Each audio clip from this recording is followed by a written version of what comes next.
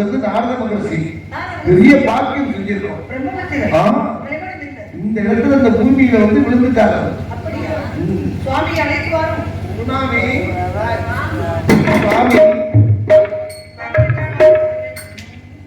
என்றும் இல்லாத வரவேற்பாக பெருசுங்க. ஆமா, இன்றைக்கு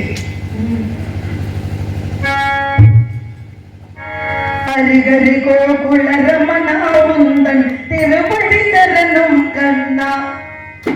பாடல் எல்லாம் பாடுறது நிறைய. அந்த நாடகம் போடுங்க.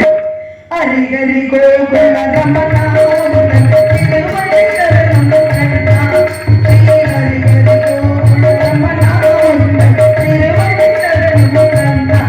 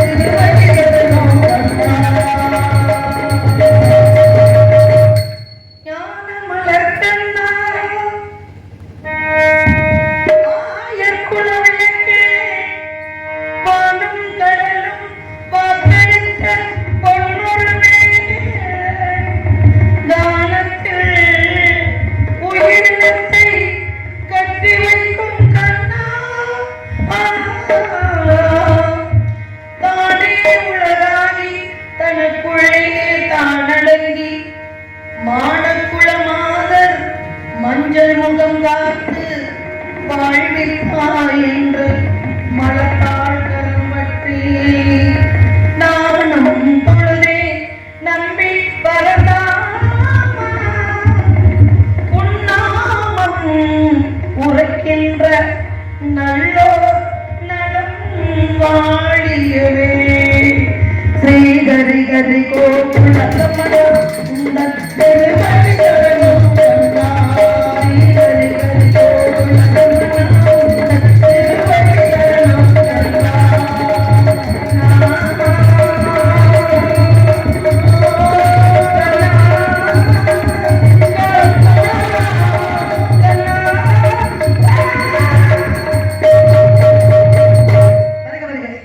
ஏன்னா பாட்டை பாட வேண்டிய பாட்டா பேரனுக்கு பாடிருக்கேன்.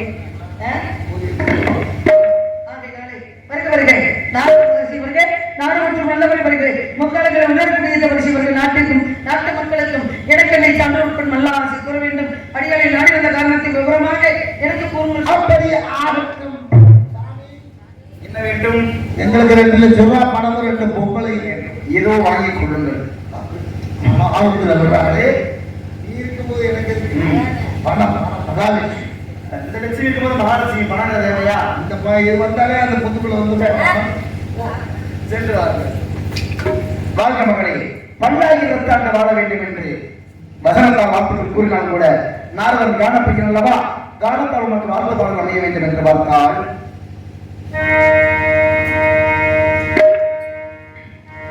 மணமாலையும் மஞ்சளும் சூடி புது கோலத்தில் நீ வரும் நேரம்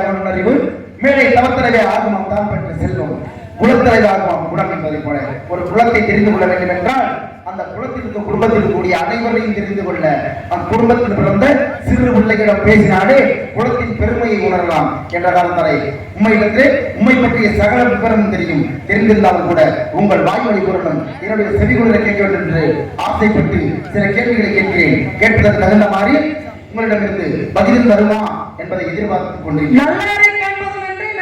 நல்லாசம் கேட்பது நன்று, நல்லார் குணங்களை உரைப்பது நன்று, அவரோடு சேர்ந்து இணைந்து இருப்பது நன்று என்று சொன்னார்கள். தசரத மன்னன் கலை கொட்டு முடிவதற்கு வரவேற்பு வச்சாரு. இந்த இடத்துல நான் உங்களுக்கு வச்சிருக்கேன், ஏன் சிறப்பு கிடைக்க வேண்டும். தங்களை போன்ற முனிவர்களின் நாளே உலகத்தில் எல்லாமே நன்மையாக நடந்திருக்கின்றது. ஆனால் நாரத மகரிஷி இருக்கிறீர்களே, ஒவ்வொரு இடத்துல ஒவ்வொரு நாளைக்கு தங்கினால் மண்டை வெடித்து சாபத்தை பெற்றவர். இன்று உங்கள் கழகத்தை இங்கே துவக்க வேண்டும் என்று தாங்கள் நினைத்தது வந்தது போல எனக்கு தோன்றுகிறது. எதற்காக வந்தீர்கள், என்ன காரணத்துக்காக வந்தீர்கள், எடுத்து சொல்லுங்க. உங்களுக்குள்ள பதில சொல்றேன், தெரியாதவற்றை உங்ககிட்ட நான் கேட்டு தெரிஞ்சுக்கிறேன். என்ன கேட்க போறீங்க சுவாமிகள்? வெட்டி பேச்சு, வேலி பேச்சு, விவகார பேச்சு, வில்லங்கத்தனமான பேச்சு, சண்டித்தனமான பேச்சு, சாமர்த்தியமான பேச்சு, குதூகல பேச்சு, அனுபவ பேச்சு, ஆன பேச்சு, அகங்கார பேச்சு, வீண் பேச்சு, வெட்டி பேச்சு, திமிர்தன பேச்சு அப்படின்னாங்க. இத்தனை பேச்சையும் விட அனுபவ பேச்சு என்பது சிறந்தது. ஏன் தெரியுமா சொல்றேன்? இந்த உலகத்தில் ஆசாமி என்று சொல்லக்கூடிய குருநாதர் யார் தெரியுமா? அனுபவமே சிறந்த ஆசான். பழமொழி உண்டு. அப்ப அனுபவப்பட்டால் தான் அந்த அனுபவம் கற்றுக் கொடுக்கும். இந்த உலகத்துல பாடத்தை அனுபவம் பட வேண்டும் அப்படின்னா உத வாங்கணும். என்னங்க அடிக்கு மிஞ்சினது உலகத்துல எதுவுமே இல்லைன்னு சொல்லிட்டு அடிக்கின்றது வேற எதுவும் இல்ல. 4 அடி 2 அடி 8 அடி என்ன அப்படின்னு சொன்னாங்க. அடியாலே நடந்து போறதும் நல்லதுதான். ஏன்னா சின்ன பிள்ளைகளே தத்தி தத்தி நடப்பது 4 காலு. அதே சமயத்துல பெரியவங்களை ஆன பண்ண 3 காலில் நடந்து போவாங்க. புரியுதுங்களா?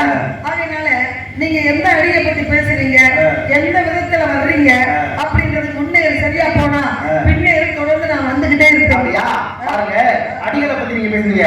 இதே இலக்கணத்துல அடிகள் உண்டு. 2 அடி கொண்டது குரலடி, 3 அடி கொண்டது சிந்தடி, 4 அடி கொண்டது அளவடி, 5 அடி கொண்டது நெடிலடி, 5 அடிக்கு மேல் கொண்டது களி நெடிலடி. உலகத்திலே உலக நன்மைக்காக முனிவராகப்பட்டவர்கள், அதாவது உங்களை போன்ற ரிஷிகள் என்ன செஞ்சாங்க? மும்மூர்த்திகளையே சார்ந்த குணம் படைத்தவர் யார் அப்படின்னு சொல்லி ஒரு முனிவரை போக சொன்னாங்க. போனது யாரு? முனிவராகப்பட்டவர் ஒவ்வொருத்தர் பிரம்மர் கிட்ட போனாரு. பிரம்மர் கண்டிக்கவே இல்லை. கலைவாணியுடைய இசையிலை மயங்கி அங்கே நகைத்துக் கொண்டிருந்தாரு.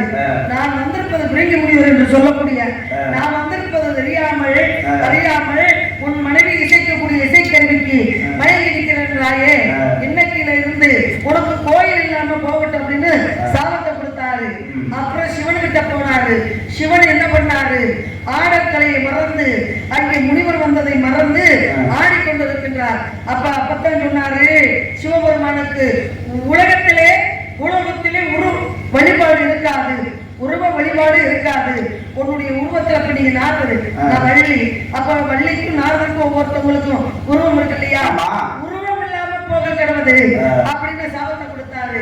கடைசியில யார்கிட்ட போனாரு? உங்க பாட்டே மகாவிஷ்ணு கிட்ட போனாரு, கண்ணபெருமான் கிட்ட போனாரு, கிருஷ்ணன் கிட்ட போனாரு. அங்கே என்ன பண்ணாரு? மகாலட்சுமி பக்கத்திலே கால் அடித்து கொண்டு இருந்தார்.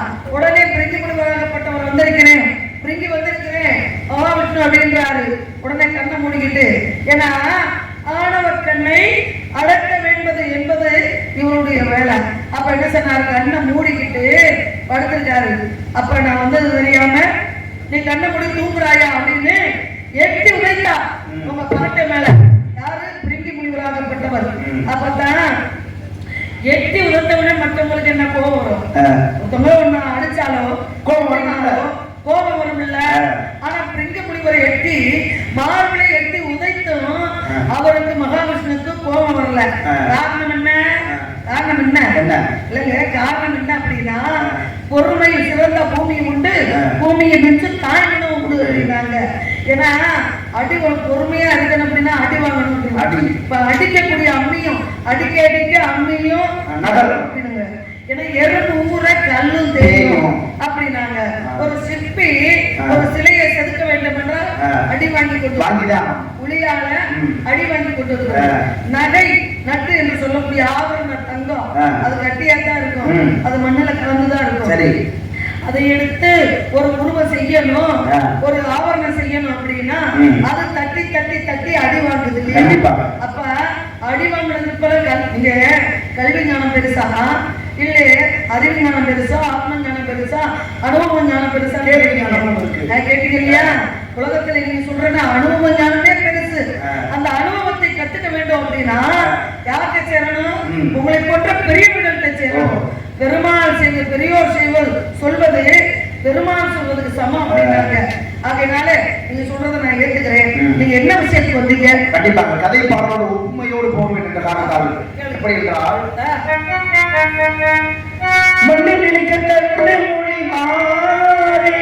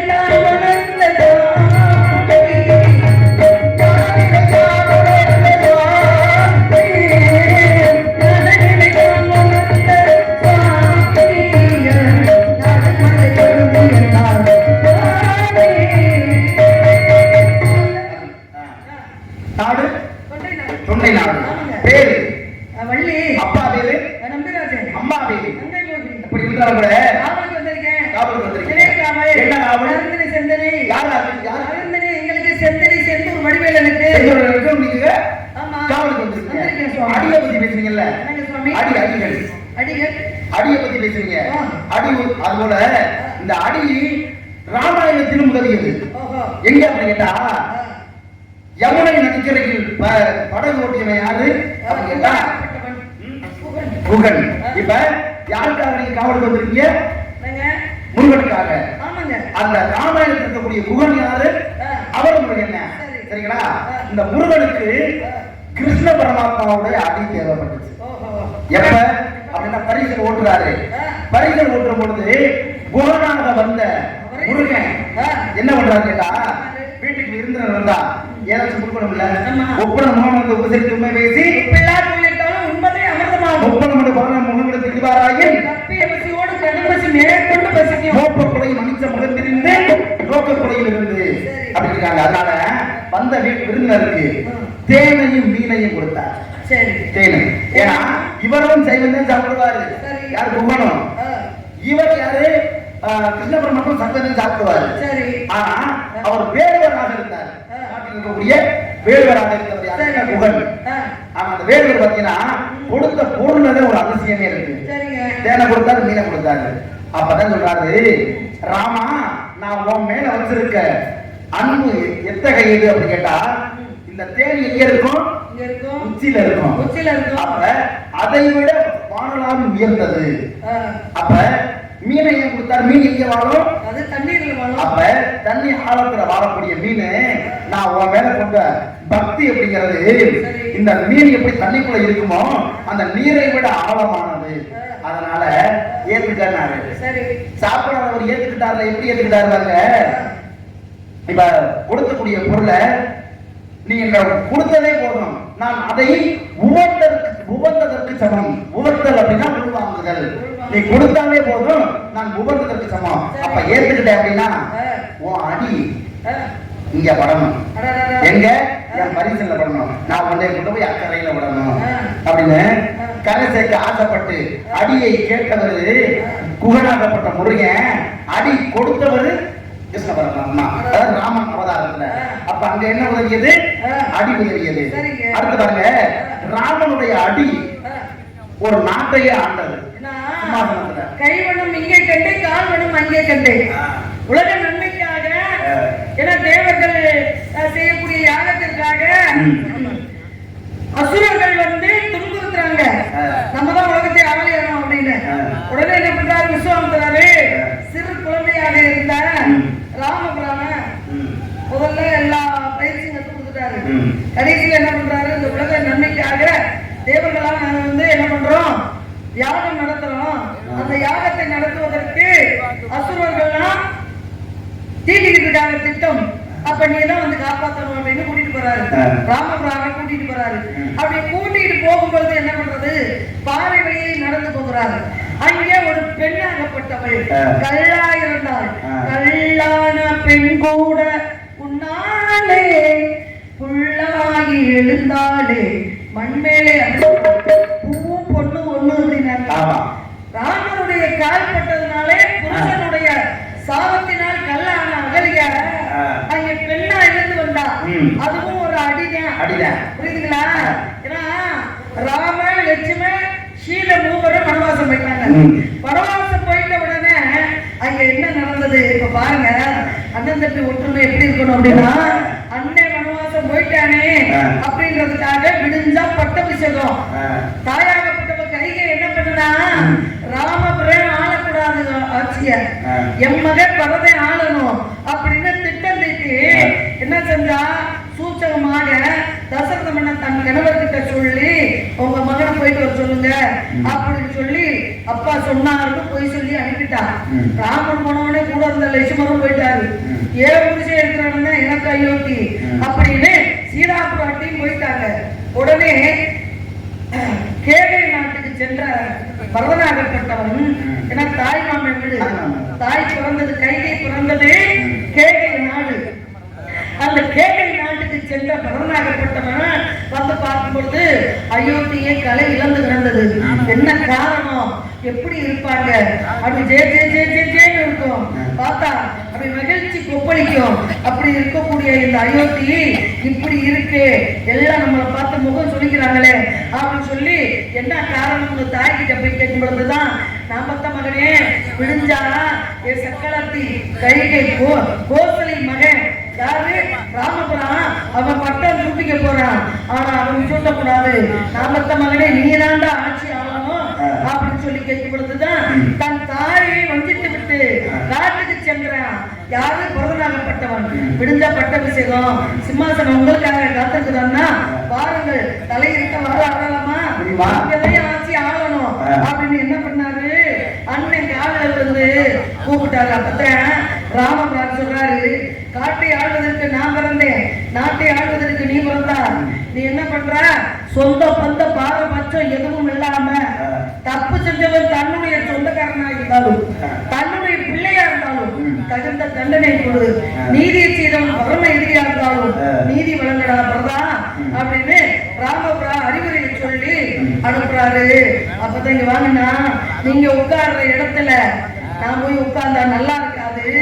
அதனாலே உங்களுடைய பாதரட்சி என்று சொல்லக்கூடிய செருப்பை கொடுக்க அப்படின்னு தன்னுடைய அண்ணனுடைய அடி என்று சொல்லக்கூடிய அந்த பாதரட்சியை கொண்டு வந்து சிம்மாசனத்துல பரதம் வச்சு, பரதகண்டம் பரத நாடு பாரத நாடு அப்படின்னு விளங்குச்சு இல்லையா, அதுவும் அடிதான்.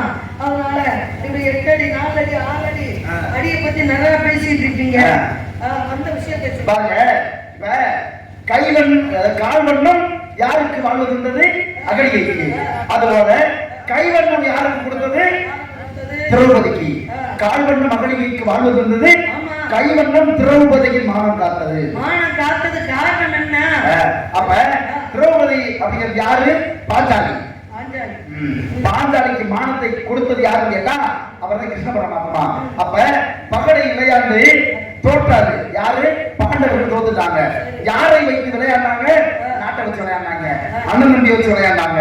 அடுத்து தன்னுடைய மனைவி பாஞ்சாலியவே வச்சு விளையாண்ட பிறகு அப்பதான் துரியோதனை பார்த்து துச்சாதனம் அழைத்து வா, யார, பாஞ்சாலிய போய் கூப்பிடுறா, அவளை கூந்தலை பிடித்து இழுத்து வா.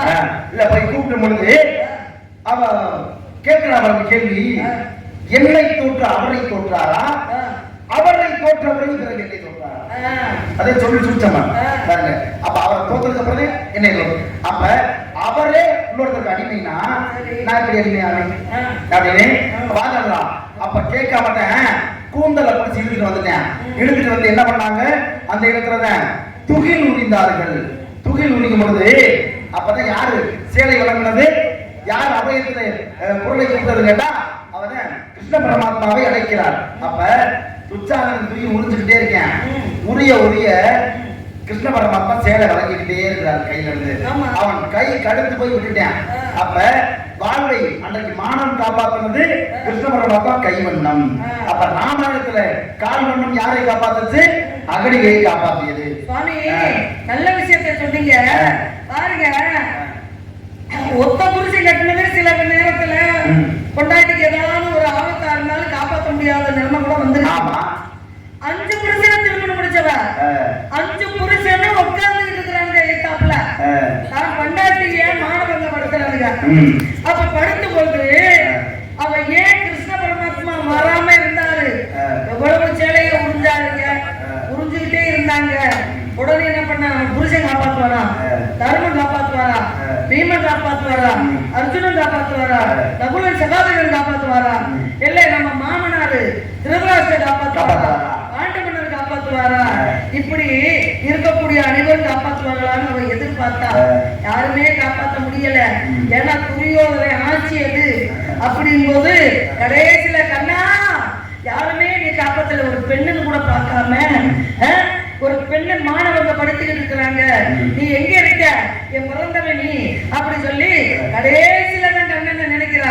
அப்பா இப்பதான் வந்துச்சு அவனுக்கு ஏன் யாமுகம். உன் புருஷனை நம்புன உன் புருஷன் எல்லாம் மனுஷங்களா? நான் கேட்கிறேன். கேட்கிறாரு, மனசுக்குள்ளே கேட்கிறாரு, உன் புருஷன் எல்லாம் மனுஷங்களா? அவங்களுக்கு ஆணவம் இருக்கு. ஆணவம் இருந்தா பாருங்க, ஆத்து நிறைய தண்ணி போகும். சில நேரங்களிலே சில மனிதர்கள் வளைந்து கொடுத்து போகணும் அப்படின்னாங்க.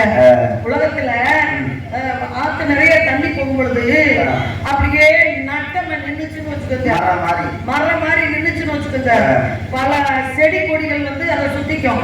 சுத்தினா போகிற தண்ணியை தடுக்கும். உடனே என்ன பண்ணுவாங்க? அதை வெட்டிடுவாங்க. இந்த மரத்தை தண்ணியை தடுக்குதுன்னு வெட்டிடுவாங்க. நானல் புல்லு இருப்பீங்களா?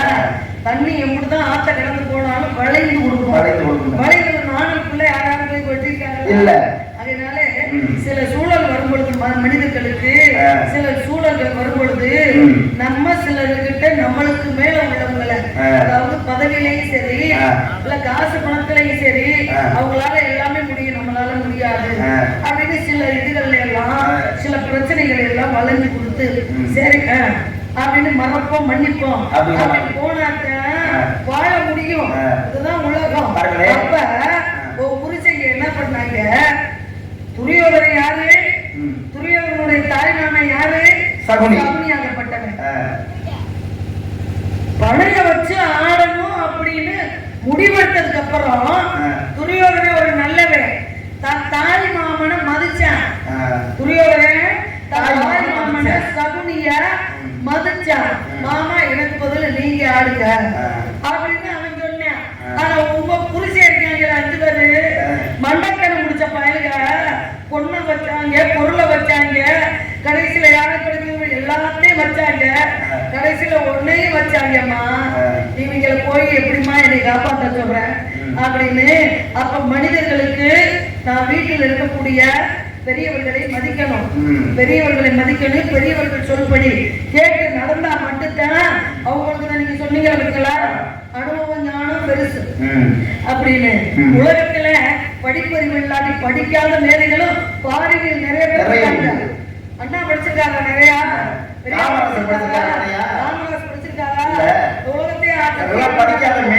அது மாதிரிதான் நம்ம வீட்டுல இருக்க பாட்டம் கூட்டங்கள் எல்லாம் அவங்களுக்கு சம்பந்தம். அப்பேற்பட்டவர்களுடைய பெரியவர்களுடைய சொல் கேட்டு சிறியவர்கள் நடக்கும் பொழுது அந்த குடும்பத்துக்கு எந்த பிரச்சனையும் வராது.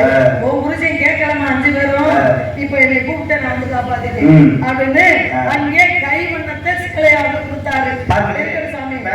நீங்க சொன்னது போலதான் பாத்தீங்கன்னா மகாபாரதத்திலேயே அதிகம் அழுது துயர் முற்றவர் யாரு அப்படின்னு கேட்டா எந்த மாநில பிறப்பு பண்ணல தெய்வமாகிய கிருஷ்ணர் அதிகமா அழுதார். கிருஷ்ணர் அதிகமாக அழுதார். ஏன்னா ஏன் தெரியுமா அழுதாரு? பாருங்க, இறந்த காலம், நிகழ்காலம், எதிர்காலம் மூன்றுமே மனிதர்களுக்கு தெரியுமா, இறைவனுக்கு தெரியுமா? இறைவனுக்கு தெரியும். அப்ப எதிர்காலத்துல என்ன நடக்க போகுதுங்கிறது கிருஷ்ண பரமாத்மாவுக்கு தெரியும். தெரிஞ்சுக்கிட்டே காய்ல கத்துறாரு.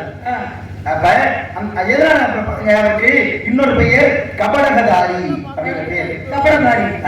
அவர் என்ன பண்றாரு, தெரிஞ்சுக்கிட்டே காய் நகர்த்துவாரு. இந்த செயல் நடக்க போறது தெரியும், தெரிஞ்சிருந்தாலும் இந்த செயல் நடக்க போறதே நினைச்சு அது அழுவார். செயல் முடிந்த பிறகும் தனியாக போய் அழுவார். அப்பதான் பார்த்தா குந்தி தேவி இருக்கல்ல, குந்தி தேவி, குந்தி தேவி அதிகம் அழுதா அவருக்கு பிறகு. ஏன்னா கிருஷ்ணா எல்லா நேரத்திலும் இப்ப அன்றைக்கு பாஞ்சாலி கேட்டா வழங்கினார். அதுபோல அவருக்கு அவளுக்கு என்ன வரும்போது துன்பம் வரும்பொழுது நினைச்சா, அதுபோல என் வாழ்க்கையில துன்பப்படும் பொழுது என்ன பண்ணுவேன், கிருஷ்ணபுரம் அப்பா உன்னை நான் நினைப்பேன். அப்ப எந்த நேரமும் துன்பத்தையே மறக்காம இருப்பேன் அப்படின்னு துன்பத்தையே கேட்டவா. ஏன் துன்பம் வந்தாத்த உன்னையவே நினைப்பேன் சத்தமா. அதனால இந்த துன்பத்தை எதிர்பார்த்தவ யாருன்னு கேட்டா அவனை கிருஷ்ண பரமாத்மா பிறகு துன்பப்பட்டவள் யாரு, குந்தி தேவி அப்படின்னு சிறப்பு. இவ்வளவு சிறப்பு குந்தி தேவி ஆகப்பட்டவ கேட்கிறா, கிருஷ்ண பரமாத்மா கேட்கிறா. கிருஷ்ண பரமாத்மா சொல்றாரு, குந்தி நீ பஞ்சமாண்டவர்களை பெற்று எடுப்பதற்கு முன்பாக ஒரு மகனை பெற்று ஆத்தோட விட்டியா, அவன் எங்கே இருக்கான்னு தெரியுமான்னு கேட்டாரு. என்ன கிருஷ்ணா, என் தோழிக்கு எனக்கு தெரிஞ்ச விஷயம். என்ன விஷயம் உங்களுக்கு? ஹலோ காது வலி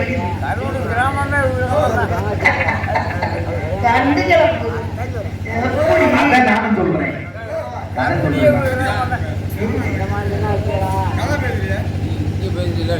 நல்லா தானே பாத்துட்டு இருந்தீங்க, திடீர்னு உங்களுக்கு என்ன ஆச்சு? அப்ப நீங்க பேசுங்க, நாங்க உள்ள போறோம்.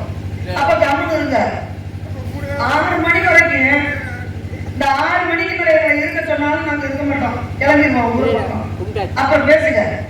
அப்ப இந்த குழந்தையை பெற்று ஆத்தோட விட்டது என் தோழிக்கு எனக்கு தெரியும்.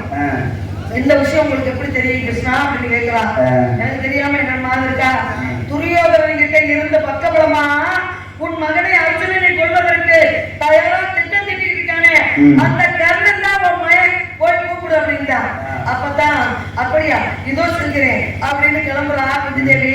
அப்ப ஒரு வார்த்தையை சொல்றாரு, குந்தி ஏவா ஊருக்கும் தெரியாத மகன், யாருக்கும் தெரியாத மகன், அவனை நீ காப்பாற்றணும், பெற்றவளுக்கு தான் தெரியும் பிள்ளையோட அருமை. அவனை காப்பாற்றன்னு நீ நினைக்கிற, நான் அதை ஏத்துக்கிறேன். நீ போய் கூப்பிடு, வந்தா பொழைச்சுக்கிடுவேன், வந்தா பொழைச்சுக்கிடுவேன், நல்ல விஷயம். வராட்டி சும்மா விட்டு வந்துடாத, 2 வரத்தை கேட்டு வந்துருவோம் என்கிட்ட. என்ன வரம் அப்படின்னு கேட்கும் பொழுது, என்ன வரம் எல்லாம் நீ நடத்துற நாடகம். இங்க கிருஷ்ண பரமாத்மா சொல்றா, நீ நடத்துற நாடகம், நீ நடத்துற நாடகம் வீண் போகுமா, நான் என்னதான் செய்யணும் சொல்லுங்க அப்படின்னு கேட்கும் பொழுது, இவா நீ வந்து அவன் வரலையேன்னு சொல்லிட்டா, இந்த நாகாஸ்திரம் அவன் கையில இருக்கு.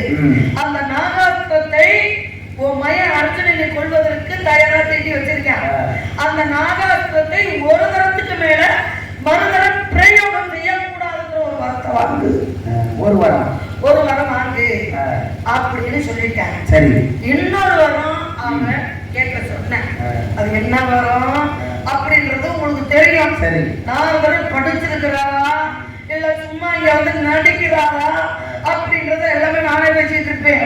இப்படி எல்லாம் இருக்கிற காரணத்தினால என்ன, எழுத்துணைக்கு 70 நாள் அப்படின்னாங்க, எழுத்துணையும் 70 நாள் அப்படின்னாங்க. 6 நாளும் காரியத்துல கண்ணா இருக்கணும். ஏன்னா இங்க வந்து முருகனுக்காகத்தான் சிறப்பு. முருகனை மக்கள் காசு கொடுத்துக்க பாருங்க, இறை வழிபாடு செய்ய உலகத்துல நம்ம எல்லாம் ராமேஸ்வரம் போறோம், குற்றாலம் போறோம், கொடைக்கானல் போறோம், திருப்பதி போறோம், பழனிக்கு போறோம், இப்படி எல்லா இடத்துக்கும் போய்கிட்டு இருக்கிறோம். ஆனா முருகப்பெருமான் மட்டும்தான் ஊருக்கு வந்துட்டு இருக்காரு. ஏன் நேரடியா வந்து தமிழர்களுக்கு கலச்சி தந்துட்டு இருக்காரு முருகப்பெருமான். அதனால தமிழ் கடவுள்னு சொன்னாங்க இல்லையா, அப்படிப்பட்ட தமிழ் கடவுள் கொஞ்ச நேரத்துல மக்களுக்கும் நமக்கும் காட்சி தரப்போறாரு. அதனால அவரை எதிர்பார்த்துக்கிட்டு மக்கள் இருக்காங்க, நானும் இருக்கேன். நீங்க எதிர்பார்த்த எண்ணத்தோட பரவலைத்தனமா என்னென்ன பருவம்? வேதை, பெருமை, மங்கை, மடந்தை, அறிவை, தெரிவை, பேரிழமை. 7 வகை பருவத்துல மங்கை பருவம் 3வது பருவம். மங்கை பருவம். ஒரு ஆண் மகனுக்கு திருமணம் செய்யணும்னா 5ஆம் பருவமான காலை பருவத்துல செய்யணும். ஒரு பெண் மகனுக்கு திருமணம் செய்யணும்னா 3ஆம் பருவமான மங்கை பருவத்துல செய்யணும். ஆடி பட்டம் தேடி கிடைக்கணும். அப்ப பட்டம் தவறினா நஷ்டமா போய் முடிச்சிடணும். அதனால இந்த பருவத்துக்கும் உருவத்திற்கும் தகுந்தாற் போல நல்ல ஒரு மாப்பிள்ளை வரணும். மாப்பிள்ளையா? யாருக்கு? உனக்கு. எனக்கா? நல்ல வேலைய சுவாமி. ஏமா என் கூட பெரிய பொண்ணு ஆனவங்கெல்லாம் கல்யாணம் பண்ணிக்கிட்டு புள்ள குட்டியை பெற்றுக்கிட்டு சித்திரை திருவிழாவை திருத்தாங்க பாருங்க. எங்கிட்ட 10 ஆம்பளை பிள்ளை, எங்கிட்ட 10 பொம்பளை பிள்ளை. எனக்கு அவங்க ஆசையா இருக்கு. ஏன்னு கேட்டா இல்ல எதற்காக நமக்கு ஆசைன்னா, மனுஷனா பிறந்தா ஒண்ணும் பணம் இருக்கணும், ஒண்ணும் பணம் கட்டு இருக்கணும். இல்லன்னா பணம் கட்டு இருந்தா பெத்த தாயை தவிர எப்படி வேணாலும் உலகத்துல சந்தோஷமா வாழலாம். பெத்த தாயை வாங்க முடியுமா? எப்படி வாங்க முடியும்? பெத்தவ ஒருத்தியாக இருக்க முடியும். பணக்கட்டு இல்லைன்னு வச்சுக்கிட்டா ஜனக்கட்டு ஆகுது. ஜனக்கட்டு இருந்தா ஐயோ இவன் வீட்டுல நம்ம சண்டைக்கு போக கூடாதுரா, பசங்க நிறைய இருக்காங்க, வந்து தூக்கி போட்டு வீசிக்குவாங்க அப்படின்ற ஒரு பயம் இருக்கும். அதனால உள்ள குட்டி நான் பிறக்கணும் அப்படின்னா நீ கல்யாணம்னு சொன்னவன எனக்கு ஆசை வந்துருச்சு, மாப்பிள்ளை பேர் சொல்லுவோம். கந்தன் கடம்பன் கார்த்திகை சிந்தனை புகழ் திருமண சராசரன் ஆறுமுகன் இவ்வாறு பல நாமங்களை பெற்ற முருகப்பெருமான் பார்த்து வந்திருக்கான். முருகனை பத்தி இல்ல என்ன சொல்லுங்க? ஏமா முருகனத்தை பார்த்துருக்கீங்க, அழகே வடிவானவர் சுவாமி. அவர் ஏற்கனவே திருமணம் முடிச்சு போட்டோம். திருமணம் முடிச்சவரு அப்படியா? கொண்டாட்டி இருக்கிறா, கொண்டாட்டி இருந்து போட்டோம். பாரணம் 1000 சூழபலம் செய்து நானும் நம்பி நடக்கின்ற நின்றது பூரணம் போக்குட வைத்து புறமெங்கும் தோரணம் நாட்டில கனா கண்டே கனவு கண்டு கனவு கண்டே சீரகனாத ஆண்டாள் போய் மகாலட்சுமி இருக்கிற 2ஆம் தரமா கட்டிக்கிட்டால. அப்ப நீங்களும் இந்த பாருங்க, இஷ்டப்பட்டவா இருக்கு அள்ளி முடிகிறான், இல்லாதவன் என்ன செய்வா? குடிச்சவா கட்டிக்கிறான், குடிக்காதவன் என்ன செய்வா? மறந்து பேசுவா. அதனால வேணான பேச்சு கல்வி பாக பேச்சு வந்து வேடிக்கவே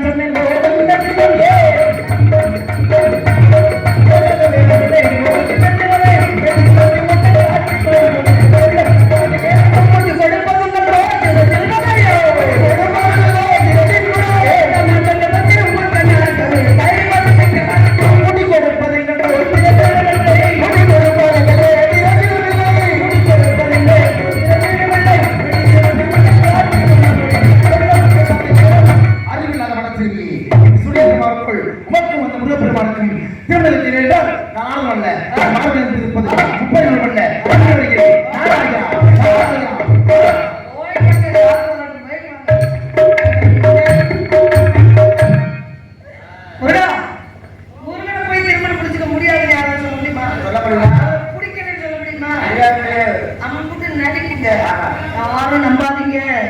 முருகனுக்காக தான் வள்ளி பிறந்து வளர்ந்து இன்னைக்கு என்ன குறை? இன்னைக்கு என்ன குறை? அதுல குறையா, இதுல குறையா, எதுல குறைங்க? முருகப்பெருமான் வரணும், நானும் அவரும் காலையில இது பண்ணுவோம். ஆமா, அதை மட்டும் நல்லா கேட்பீங்க. கல்யாணம் பண்ணுவோம். கல்யாணம் முடிஞ்சவன என்ன நடக்கும்? சாப்பாடு சரியா சொன்னீங்க. ஒருத்தன் சொல்றேன் முதலிரவு நடக்குன்றேன். அப்படின்னா அது என்ன முதலிரவு? அதுதானே நம்மளுக்கு தினையேண்டி இரவு இரவா வந்து போகுது. போய் முதலிரவுன்றேன். இப்ப நீங்க தான் சரியா சொல்றீங்க. கல்யாணம் முடிஞ்சவொடனே என்ன நடக்கும்? எப்படி வாகனாச்சை நிப்பூதி பண்ணி விட்டீங்க.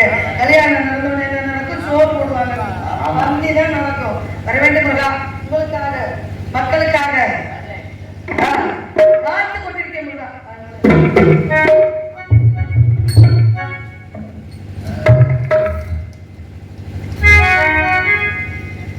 கண்